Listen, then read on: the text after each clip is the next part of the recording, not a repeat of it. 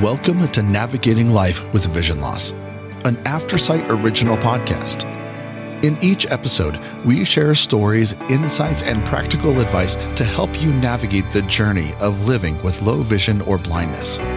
Together, we'll embrace each step with courage, grace, and hope. Hello, this is Kim Wardlow. I am your host for Navigating Life with Vision Loss. We are in our safety series, and last week we talked about financial fraud prevention, what to do if you experience financial fraud, and we're continuing along the topic of financial safety with financial safety and freedom, building trust with your money. And so a little bit different aspect towards financial safety. And I'm really happy to have with us from Penny Forward, Chris Peterson, who is the founder and CEO of Penny Forward, and Liz Botner, who is a board member, financial educator, and accessibility advocate. You may be familiar with Penny Forward if you listen to their podcast, which is available on all sorts of podcast platforms, as well as the Aftersight website. Penny Forward is a nonprofit organization founded and led by blind people. They empower each other to confidently navigate the complicated landscape of personal finance. They offer self-paced online financial education courses, weekly and monthly personal financial workshops, and one-to-one financial counseling provided by blind financial counselors. So welcome, Chris and Liz. Thanks so much for joining me today. Thanks for having us. I thought we could just start out by having each of you share how you got involved, either involved or started Penny Forward, and what financial safety means to you personally. Yeah, I think I'll start with that. I started Penny Forward because I saw a need for better financial education in the blind community. There's a lot of misconceptions, there's a lot of misinformation that gets thrown around, and there's also a lack of information in a lot of cases, and that causes people to be afraid to get started or to improve whatever they want to improve. It all started sort of informally a few years back when a friend of mine who's blind was offered the opportunity to take a job in a different state and making twice the salary that she had been making at her previous part-time job. And she was really contemplating seriously turning it down because she wasn't sure how she was going to be able to afford to move. It was going to kick her off of Social Security benefits and subsidized housing benefits, and she wasn't sure whether she was going to be able to afford to live on the salary that they were offering her. And I spent a lot of time with her, helping her figure out answers to those questions, and ultimately figuring out that it was a good move for her to accept that job. And 9 years later, she's a homeowner, she's married, and she's been working successfully in that job for the last 9 years. She took a little bit of a break to try to do something else and decided that she didn't like that and was able to even go back. So Oh, wow. it's a good story, and one that I wanted to see repeated in the blind community. So many of us are afraid of so many different things. To me, financial safety means feeling not always safe necessarily, but feeling confident in the decisions that you're making. Safety is definitely an important piece of it, but sometimes risk taking is an important piece of expanding too. Mm-hmm. And understanding what risks you're taking. Yes, Yeah, exactly. yeah. How about you, Liz? Sure. I came to Penny Forward through social media, I believe, of all places. Anyone who knows me knows that I have a love-hate relationship with social media. Many of us do. Yes. But I do believe it was a social media app that allowed Chris and I to connect. And he was talking at the time about the Penny Forward podcast, and I hadn't really heard of it and started listening. and then came to him with an idea for the podcast, which he said he definitely appreciated. And I had said I would be willing to help out with what I had proposed. And he, again, said he would be appreciative of that. But he actually had been thinking of a different role for me. And so I took a leap and first started co-hosting the podcast. And additionally, more responsibilities were added. I am currently the vice president on the board and still co-host the podcast. So that is my role. In Penny Forward. Financial safety to me is multifaceted. It's definitely about being educated and being willing to, in some cases, as was mentioned, take risks, but being educated about those risks and what they might mean, and just knowing what decisions you are navigating before you have to navigating that. Knowing about the decisions that you have to navigate before you navigate them, hopefully. Yes. Well, you both mentioned being confident, having some education, financial education, having a gap in confidence, having that gap in that education. It seems like that could and probably often does lead to dependence or vulnerability. Do you want to just speak to the importance of having that education so that you do understand the risks you're taking and have some confidence in decisions? We don't always all make the right decisions, but at least if you feel like you've been educated, you make the best decisions that you're able. Yeah, well, some of the things that are really important to recognize is that it's often the case, and this is a really unfortunate statistic, but most cases of identity theft or financial fraud are perpetrated by friends or family members. And often those friends or family members are able to perpetrate that fraud because there's a trust relationship with them. And some of that trust relationship is they're your friend or they're your family member. And some of it may be that you don't necessarily even know what they're doing or what they should be doing. And so it's really important from a safety perspective to be aware of how to manage your own finances, even if you choose not to. If you choose to delegate that to someone else, that's fine. But it's also important to be aware of how to monitor those people that you're trusting to manage your finances, so that if something that isn't quite above board starts to happen, you can catch it right away. I participated on a panel at the American Council of the Blind National Convention last month with somebody who was a victim of identity theft perpetrated by a friend who was helping her to manage her money during the process of losing her sight. And so she wasn't paying attention to what it was that he was doing, and he had ended up spending hundreds of thousands of dollars on vacations, cars, all kinds of other things that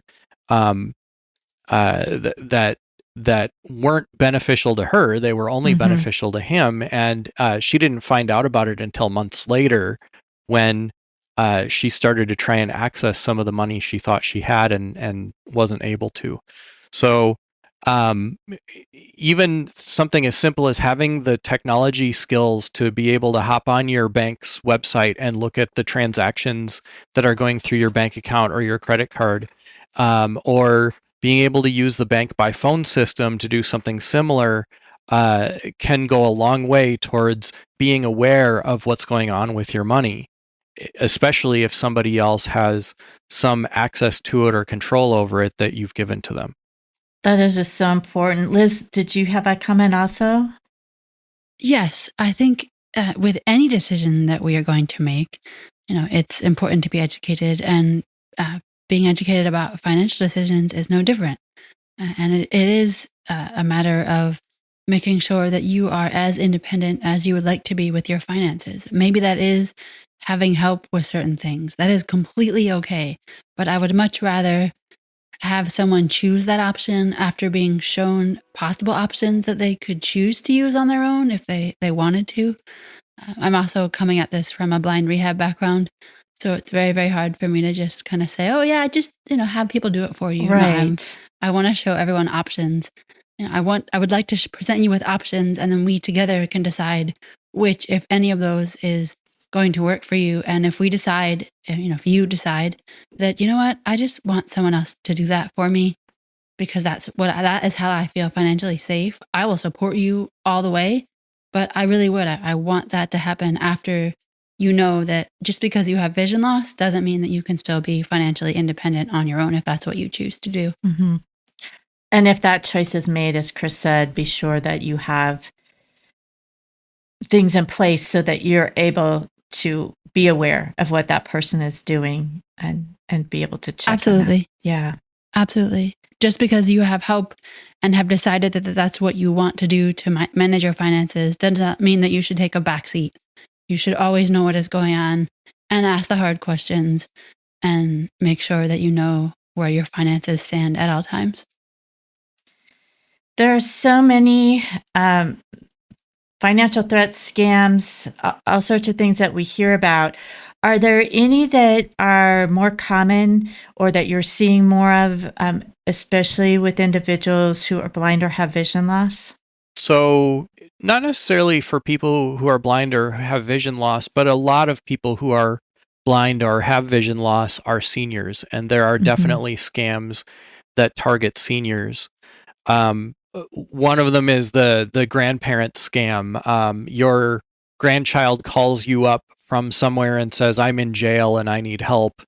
Can you help me?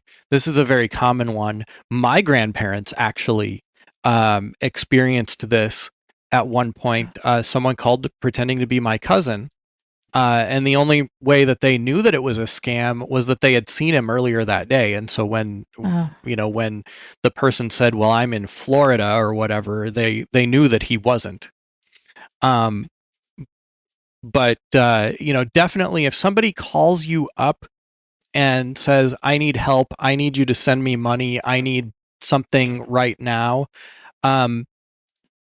let them know that you are going to hang up the phone and you are going to call them right back. And then use the phone number that you have for that person, whether it's your grandchild or your bank or the IRS or the Social Security Administration or whoever it was. Most of the time, these people don't call you to collect money. Even somebody claiming to be a collection agency, if you have a debt and you believe that you owe that debt, they will understand if you say, you know what, I need to check into this and I need to call back. And don't call the number that they tell you to call. Right. Call the one that you know is the real number. Call the one that you know is legit. Those are some good tips. There are scams that the IRS will never call you, but there are a lot of scams where people are claiming to be the IRS and trying to tell you owe back taxes or something and that you've got to pay them now or you'll be arrested. The IRS will never do that. The Social Security Administration typically will not call you unless you have an appointment with them or unless you have specifically requested a callback. If you have an appointment with them, you most likely know it because you either made the appointment or because they sent you a letter in the mail that says that they will be calling you at a certain time on a certain day. So that's another way to verify it. Have the phone numbers of some of those places on hand if you need to check and verify, especially like the phone numbers for your bank and the phone numbers for government agencies that you regularly do business with, like medical assistance, Social Security, sometimes even the IRS. And if you don't have those on hand, you can always look up on their websites another good reason to have some technology skill to be able to do that, or somehow find a way to find out what their legitimate number is, even, something as simple as dialing 411 and asking them to look it up for you is still something that you can do. The same can also be said in terms of tips for navigating potential emails that are scams. Be very, very careful with what you choose to open, especially what links you may choose to click on. If something looks like it's from your bank, call them first. Even with some things you might get in the postal mail, sometimes those might be scams. I have seen the electric company the electric company mailings that claim they're from the electric company, but they're actually from some other energy company. And it's really important to be careful and do your homework before you decide yay or nay in terms of contacting people or not. Yeah, it seems like the scammers are getting better and better at making, whether it's a hard copy mail piece or an email, looking like it's something real. Yes. Chris, you talked earlier about how frequently some of the financial threats actually come from friends or family who a person may have intentionally allowed to have certain levels of access. And what are some early warning signs that someone might be experiencing, fraud from someone they know, someone in their accounts? Well, some of the earliest warning signs are transactions that you don't recognize. So if you are able to use your mobile banking app or your bank's website or your credit card's website or app, you probably know how some of your money was being spent. You can look and say, oh, I see that there was money spent at the grocery store, and that was on the day that my friend went to the grocery store for me and picked some stuff up or whatever it might be. Even having them hand you receipts of what they bought so that you have that record in place is a good way to kind of let them know that you're paying attention to them. But definitely things that you don't recognize or amounts that you don't think are right are important things to look for. Paying attention to somebody's actions, their tone of voice. Are they asking you for permission before they spend your money, or are they just doing it? That might be at least a red flag for me, telling me that I've got to put some boundaries in place. Hey, you don't spend my money without telling me you're going to do it first. Mm-hmm. And if you do that, then I'm going to suspect that maybe you're not asking for my permission for other things that you're not supposed to do. Tone of voice. Does your friend seem to be acquiring a lot of new possessions? And do you, does that seem normal to you that they were doing that? Especially, if they've recently got a new car, or they've got a new car and they've gone on lots of vacations or something. Some of those things, they may not be warning signs necessarily in and of themselves, but they may be at least some flags that are being put up that say, hey, I should pay more attention to this. Also, paying attention to your credit report is a really important thing too. Being aware of what accounts you have open, lines of credit, and then verifying those on your credit report, which we can all get access to in Braille or large print or audio. There's actually a phone number that you can call. It's 877-332-8228. And you just go through an automated system and you can order those things up in an accessible format and look them over. If there's a new account that you don't recognize, and somebody has access to your personally identifiable information, maybe try to figure out whether they might have opened that account on your behalf and what they're doing with it. And the first time you suspect that something's wrong and you aren't able to verify that something was right, report it to your credit card company as fraud. Report it to your bank as fraud, and report it to the police as fraud. And I just want to reiterate the reminder that if you do permit access to someone to help you with your finances, those finances are still yours. They're not the other person's, right? That person is there to help you navigate using them in the ways that you need that help. But those finances are absolutely 250,000% still yours. Right. That's important to note. You haven't given over the right for someone else to decide how funds will be used if they're just assisting you.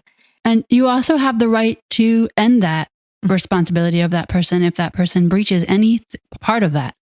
That's also a powerful thing too. And it's okay to have that happen if it needs to. Mm-hmm. Well, and that's important. It might be a hard conversation, but if that's what needs to happen, that's important. Absolutely. To feel confident doing that. And again, they're your finances, not theirs. And looking at credit reports can help too. It might not be somebody you know if your identity's been stolen, just to know what activity is happening in your accounts. For somebody who's just starting out, that might be a great place to start, is looking at your credit reports and what's open and what information is out there. But what are some of the first steps you would recommend for someone who says, I really do want to be able to manage my finances independently, or at least if I'm going to have help, to be able to identify the specific areas and do as much as I can independently? I think the first step is to figure out how to get access to the information that you need to have access to: your credit card statements, your bank statements, your credit reports. I mentioned, just a second ago, how to access those. Many banks offer statements in Braille, and possibly other formats as well. So it's definitely worth calling them and asking them, especially if you're not a technical person, asking them if they can send those things to you, and maybe not taking no for an answer, because sometimes the frontline person at the bank branch or on the phone doesn't necessarily know. And so they might tell you, no, we don't have those things. Don't assume that that's always true. Some people will say no without, when they really should be saying, I don't know. Don't be afraid to switch banks if another bank can provide you the accessibility that you need in order to keep tabs on your finances. That's really the first step in my mind, is being sure that you can keep tabs on what's going on with your finances yourself. If that's not possible, for some reason you're not a Braille reader, you just can't get the kind of access that you need. Maybe you're just starting out, you haven't acquired the skills to be able to do that yet. Then maybe see if you can find somebody else to walk through that with you that is not the person that's directly managing those things. That somebody else probably ought to be somebody that doesn't know the friend or family member that's helping you manage your finances. Just because, if they know that person, they may be also inclined to be trusting of that person and more willing to let things go than somebody who maybe doesn't and is a little bit more detached from the situation. Next steps are having some idea of what you want to be spending on your living expenses. This is commonly referred to as creating a budget. Having at least some idea of what groceries cost, what your electric bill costs, what your heat costs, some of those basic things, your utility bills, super important. Because if you don't know what the average costs of those things are, then how are you going to know if something looks wrong in your statements? And steps beyond that are starting to take steps to actually make your money do what you want it to do. So if groceries are too expensive, figure out what you can do to cut those costs down. If you've got a friend or family member that's buying groceries for you and they're buying all name brand stuff, then it might be important for you to intervene and say, you know what, we got to start buying generics here. We got to stop buying this because it's more money than I want to be spending on it. Understanding how to pay your own bills can be very important. Often you can pay your bill by phone. I think a lot of people are used to actually going in and dropping off their payment at an office. If transportation is no longer an option for you to be able to do that, maybe because of vision loss, then see if you can pay by phone instead. If you have the technical skills to do it, paying over the internet is a safe and easy way of making sure you pay your bills. If you pay your bills, it's another way of reinforcing how much they cost, which is another way of taking some control over your finances. And there are so many more steps that you can take even beyond that when it comes to things like investment accounts, retirement accounts, and so forth, that can help you to take control as well. And I would just reiterate to definitely make sure that you know how to access all of the things that you need to access. Even if you don't know how to do the actual accessing of those things, make sure you would know how to do that, and if you needed to walk someone else through that. And then also once you have that, just making sure that you then identify what things you would like to take full ownership of in managing your finances and which things you would like help with, and seeking out that help. Are there any particular accessible tools or apps, budgeting or other ways that either of you would recommend? Yeah, and I want to say first of all that we don't know everything about everything as much as we want to. So these are things that we have sometimes used ourselves. Sometimes we have heard through the community that they work well.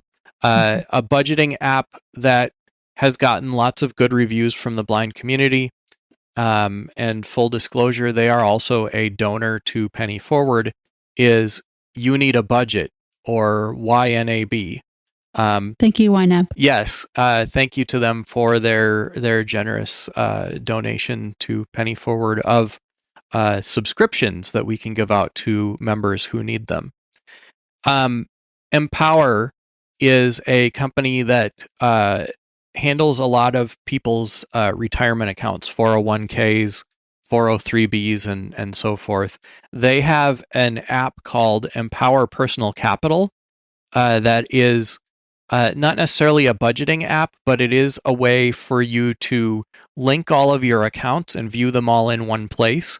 And it's quite accessible and quite user-friendly. I use it myself, and I find it to be very helpful.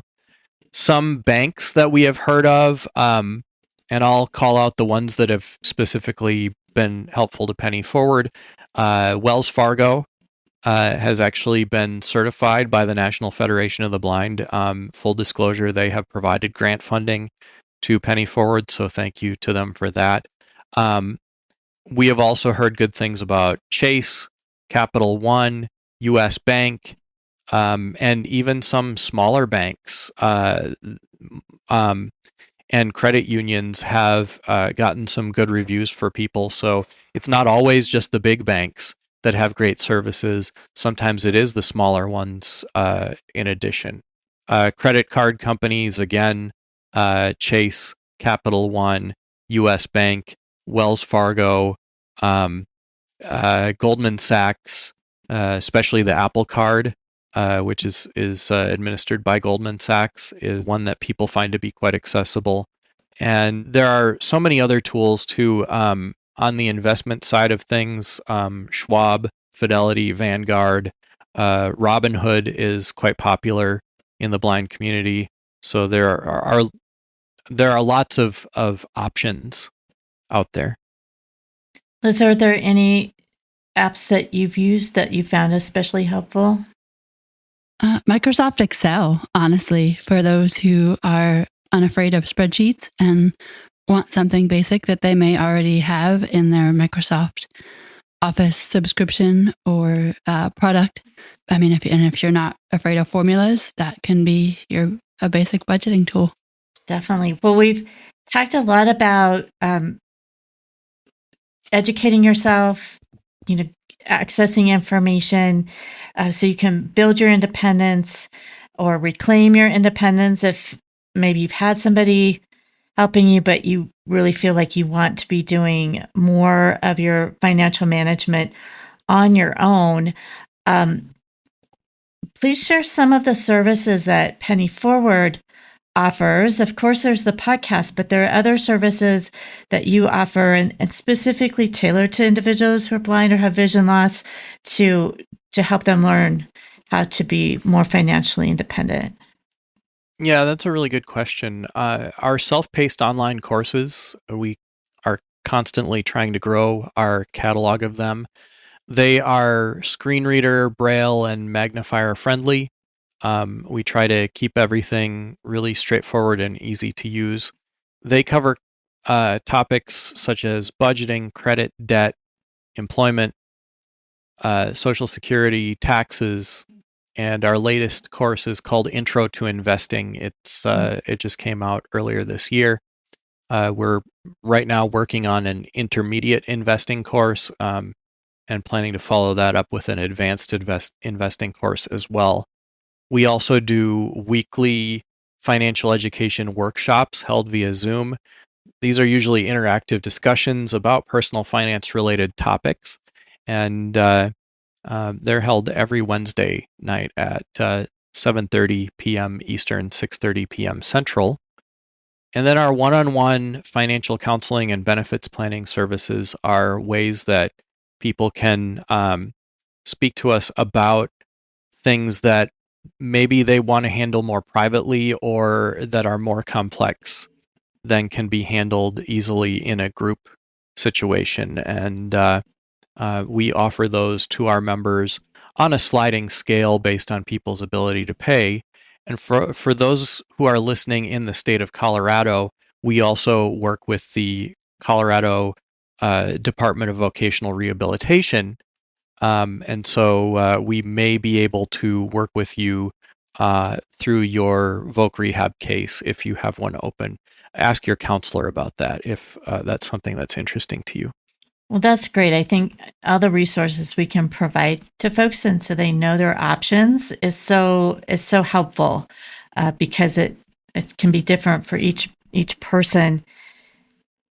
How do you encourage someone who may be hesitant to speak up either because they feel that something isn't quite right financially and they need to speak up, either they feel they're being taken advantage of or they feel like they need some more education or there's something they don't understand, but they're embarrassed about their financial situation?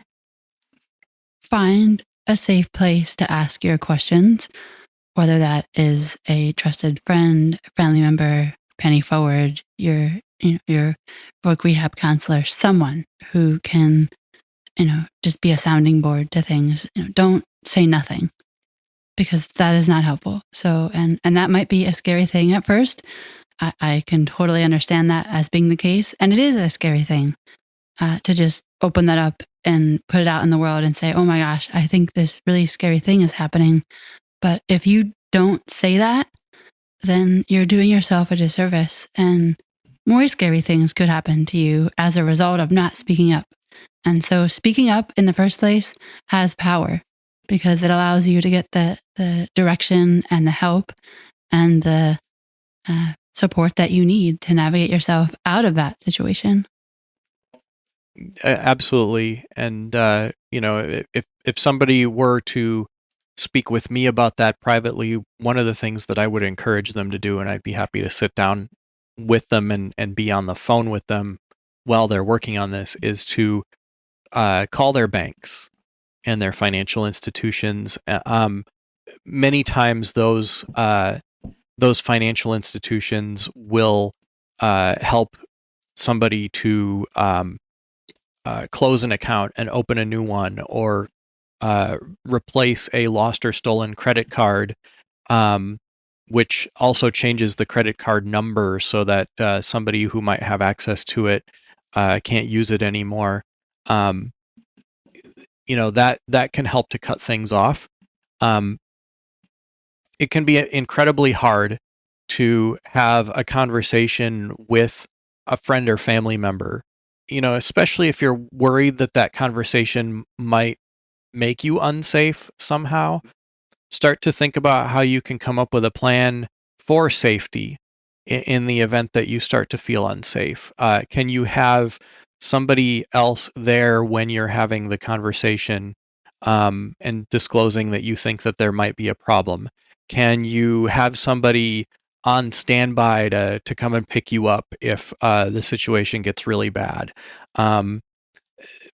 Unfortunately, many of the techniques that might be useful here are also useful in other kinds of domestic abuse cases as well. And I think we need to remember that often the kind of identity theft or the kind of financial fraud that occurs to a lot of us is a form of domestic abuse. The one thing I would also like to add is if in the event of navigating, if Penny Forward is helping you navigate a situation and the expertise that you may need is beyond our scope, as I like to say, it takes a village. And so that expertise may not be something that we ourselves can provide, but we will do our best to locate the resources that may be able to help you.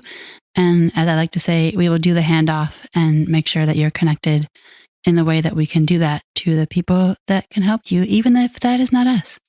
Well, thank you, both of you, for all of this information. I think it's so important for people not to feel alone if they're trying to be more independent in managing their finances or dealing with a difficult situation, that whether it's Penny Forward or, as you said, other organizations, other trusted individuals in your community, that you're not alone. I want to be sure people know how to reach you. So definitely listen to the Penny Forward podcast wherever you listen to podcasts, but also you can learn more about their other services, both free and paid services, through their website, www.pennyforward.com. Or you can, if you have a question or want to contact them, you can contact them at pennyforward@pennyforward.com, and they will get that email and can respond to you. Any final words for our listeners? Thank you again for having us. And again, it's important. It is critical to be aware of what's going on with your finances. You can be financially independent. Vision loss does not need to be a barrier to you in doing that. And I encourage people to be as independent as they can. It is also crucial to us being able to live the financial lives we want. And we definitely can live those lives, even if we have blindness or low vision. And, thank you for having us on this podcast. And, as I said earlier, if you think something is going on, speak up, because if you don't, you may wish you had. And I would never want to see anyone in that position.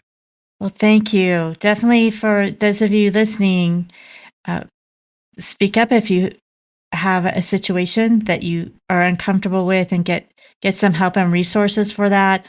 And also, dealing with financial safety, the more you know, and being as financially independent as you can or want to be, really can help you to be safer in your financial situations. Things can still happen, but with that knowledge, you'll probably catch them sooner, even if they do. So definitely take some of these tips and put them to use. As I said, you can connect with Penny Forward at their website, pennyforward.com. You can connect with us at Aftersight.